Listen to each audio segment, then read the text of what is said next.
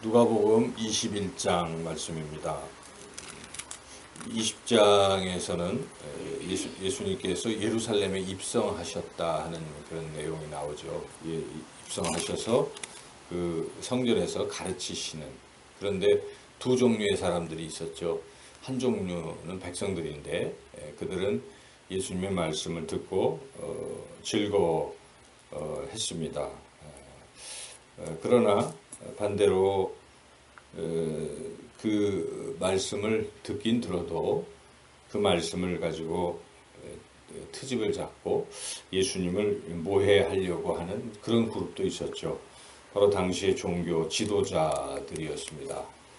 그래서 예수님께서는 그렇게 트집을 잡는 그들에게 예수님의 그 지혜로서 다 답변을 하시죠.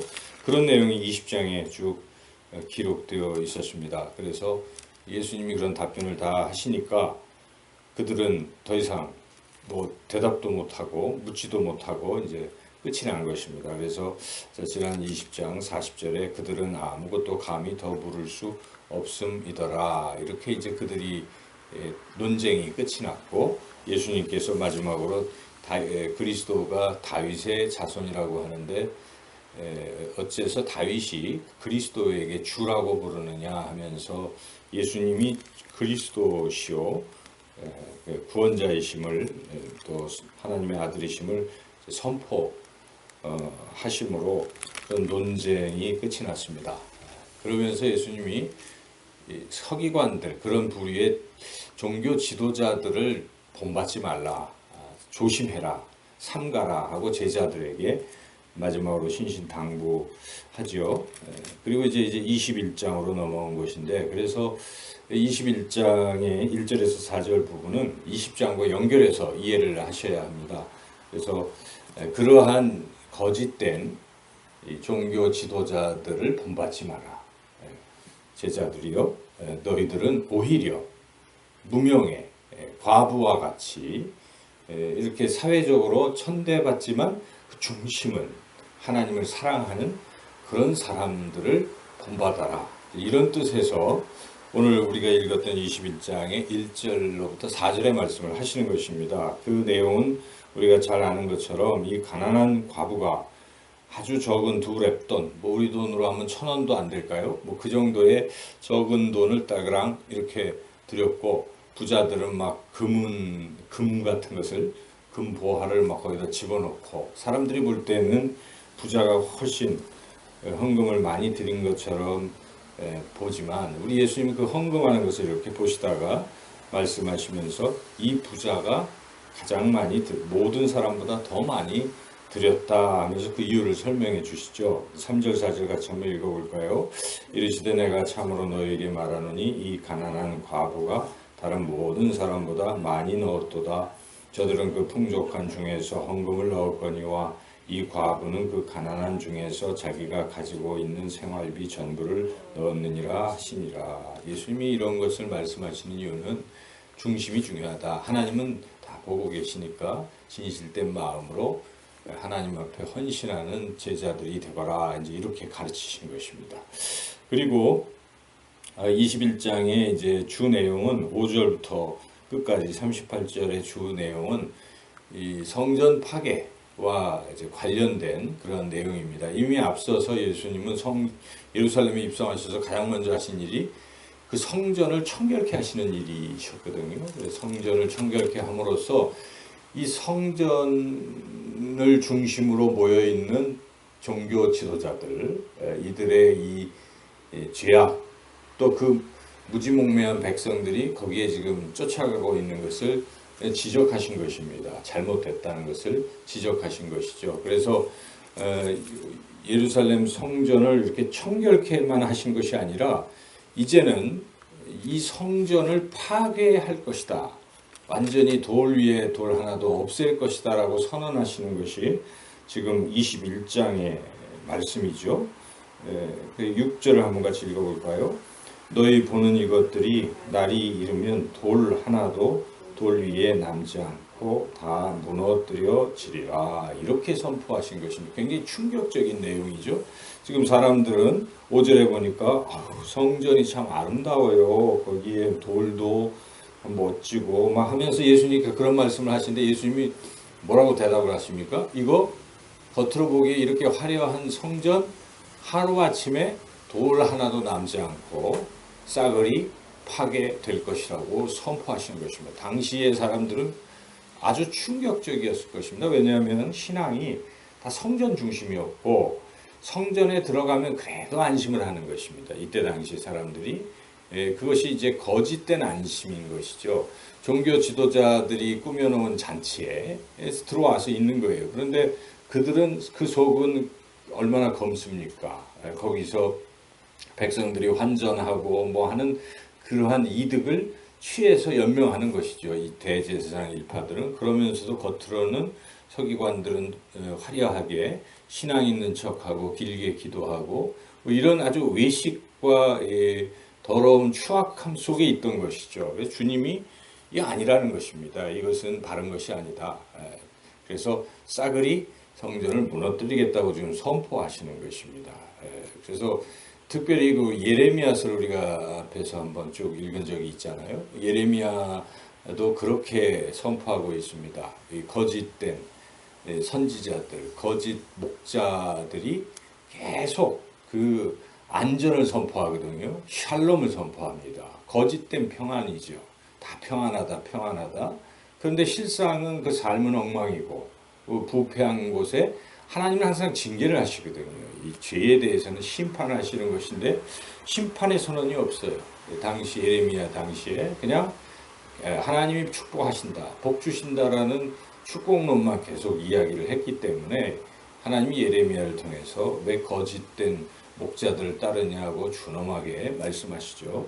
그와 같이 지금 이 당시 예수님 당시 오셨을 때에 이 대제사장과 백성들은 그런 무지몽매함 속에서 거짓된 안전, 성전에서의 거짓된 안전에 만족하고 있었다는 것입니다. 예수님은 틀렸다는 것입니다. 그렇게 거짓된 안전이 하루아침에 무너질 것이다. 성전이 파괴될 것이다 라고 분명하게 선포하고 있죠. 앞서서는 예루살렘의 성전을 청결케 하시고 지금은 성전 파괴를 예고하시는 말씀이 21장의 말씀입니다. 여기 이제 쭉 그 내용들은 성전 파괴가 일어나기 전에 어떤 일이 일어날 것인가 하는 그런 내용들, 그리고 이제 실제로 성전 파괴가 일어날 때의 그 상황들을 쭉 묘사한 것입니다. 예수님이 그런 일이 일어날 것이라고 예고하시는 것이죠. 그래서 뭐 20절 같은 데 보면은 군대가 어떻게 나옵니까? 너희가 예루살렘이 군대들의 에워싸이는 것을 보거든 멸망이 가까운 줄 알라. 이렇게 말씀하시는데 이 예수님이 예언하신 내용을 마가는 이제 실제로 성전이 무너지기 전에 기록했습니다. AD 70년에 무너졌거든요. 티투스 로마의 디도 그 장군이 와서 성전을 싹 무너뜨렸잖아요. 예루살렘을 회파하면서. 그런 일이 실제로 역사적으로 일어났어요. 그런데 마가는 그 일어나기 전에 한 60몇 년에 그때 그 마가복음을 기록했기 때문에 어떤 묘사한 것이 있는데, 예언한 것이 있는데, 누가는 실제적으로 AD 70년 이후에 이것을 기록했습니다. 그렇기 때문에 이미 알고 있어요, 누가는. 그런데 마가복음에 있는 내용과 이걸 비교해 보면 누가가 좀 더 자세하게 이렇게 예루살렘이 군대에 에워싸이는 것 이런 것도 예고하고 이건 실제 일어난 상황이거든요. 그래서 여기는 누가가 마가복음을 보면서 이것을 편집했다 이렇게 보고 있습니다.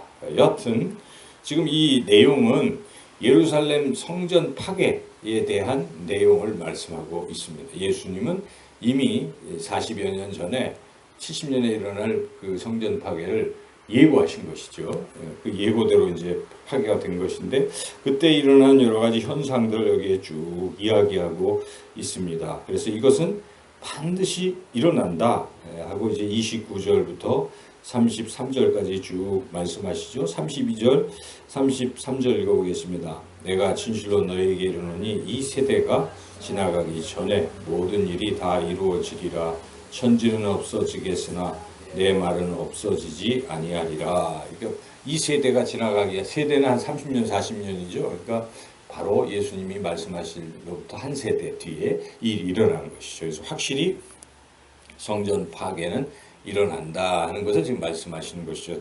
여기에 이제 이해하기가 힘든 부분이 27절이죠. 그때의 사람들이 인자가 구름을 타고 능력과 큰 영광으로 오는 것을 보리라. 이제 이 말씀 때문에 어떤 사람들은 예수님의 그 재림이다, 재림을 예고한 것이다라고 이야기하지만 그렇지는 않습니다. 만약에 이게 예수님의 재림이라 그러면 뒤에 32절, 33절이 이해가 안 가는 것이, 예수님이 그러면 예수님 승천하신 후에 30년 뒤에, 한 세대 뒤에 이전에 오시는 것인가? 아니지 않습니까? 예수님이 아직도 재림하지 않았습니다. 그래서 이것은 예수님의 재림을 말씀하는 것은 아닙니다. 그래서 이것을 어떻게 해석을 하냐면 27절 말씀은 다니엘서 7장 23절 이쪽 부분에 보면 똑같은 말씀이 있어요. 인자가 구름 타고 오시리라. 그런데 어디로 오셨냐? 이 세상에 오신 것을 상징하는 게 아닙니다. 그것은 하나님의 보좌 앞으로 오시리라, 그런 뜻입니다. 그래서 인자가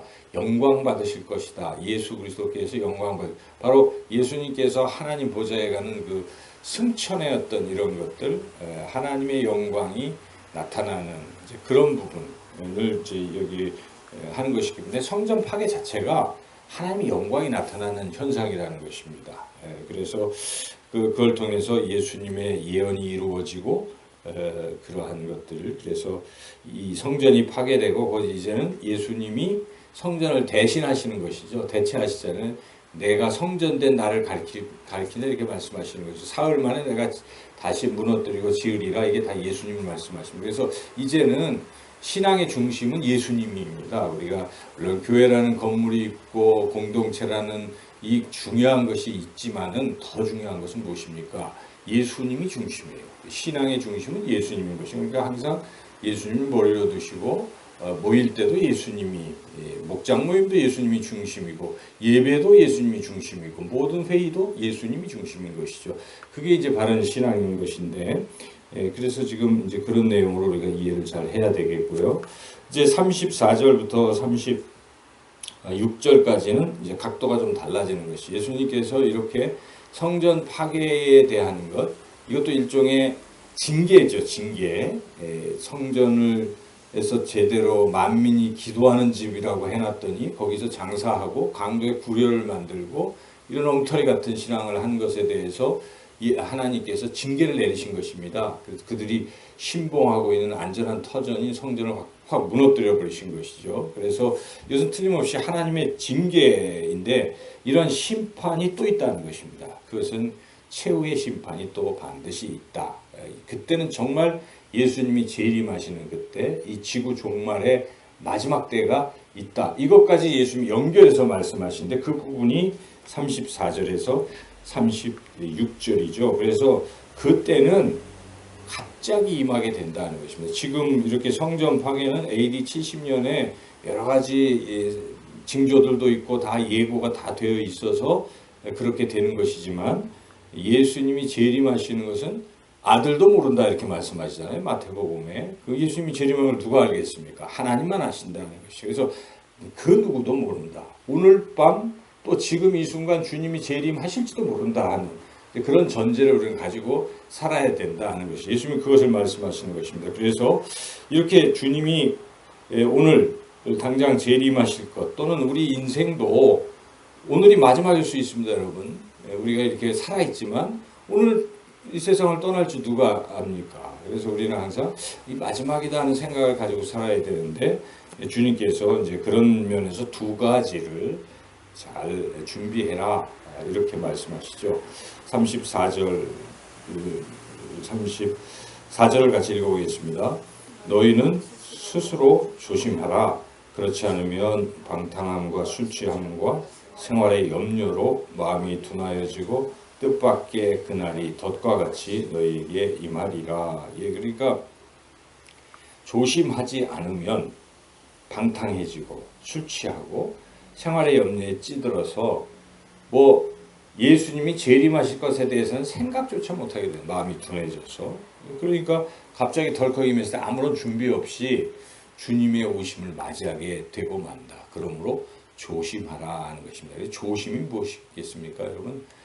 조심하다, 근신하라, 조심하라 하는 것은 예민하라. 주님이 재림하실 것에 예민하라. 곧 주님의 임재에 예민하라는 것입니다. 그럼 조심하게 되죠. 그러니까 항상 저는 신앙이 바른 신앙이 되려면 코람데오의 신앙이 되어야 된다는 것입니다. 그러니까 지금 바로 여기 하나님이 계시다. 하나님 앞에서입니다. 하나님 앞에서. 무슨 말을 하든, 무슨 생각을 하든, 무슨 행동을 하든, 하나님 앞에서로 하면 이 신앙이 제대로 되는 것입니다. 그래서 그것을 다른 말로 경건이라고 하는 것입니다. 다른 게 경건, 가드니니스라는 것이 하나님이 계시다라는 의식 속에 살아가는 신앙생활이 그게 경건이거든요. 다른 게 경건이 아니라 그런 경건함은 하나님 앞에서 하나님이 여기 계시다, 지금 계시다 하는 이런 생각을 가지고 살면 주님이 당장 오셔도 우리는 맞이할 수 있습니다. 그러나 하나님이 없는 것처럼 자꾸 살게 되면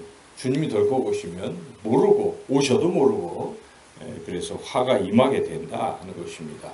앞에서 예수님이 이렇게 이 성전 파괴 때도 이렇게 심각한 심판과 징계가 임하고 아이 뵌 사람들도 그렇고 막 이런 참혹함이 있는데 최후의 날은 어떻게 되냐 지금 그걸 대조적으로 말씀하고 계시기 때문에 우리가 항상 하나님이 계시다는 그런 임재의식을 가지고 살아야 된다는 것. 두 번째, 또 어떻게 우리가 준비를 하고 살아야 되는가? 36절 같이 읽겠습니다.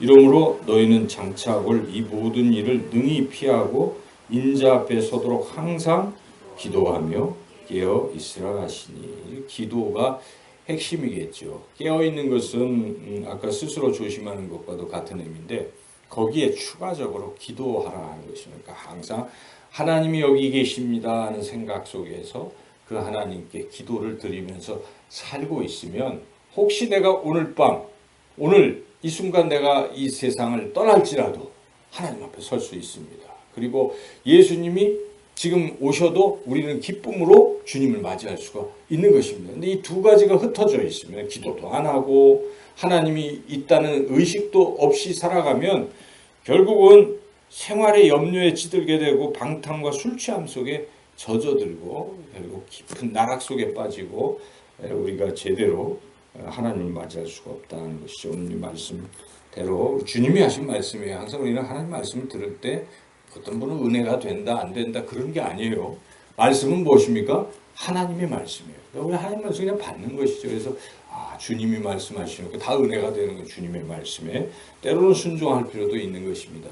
잘 순종해서 오늘 하루 하나님이 계시고 하나님 앞에서 기도하며 항상 쉬지 말고 기도하며 살아가는 저와 여러분 모두가 되기를 주님의 이름으로 축원합니다.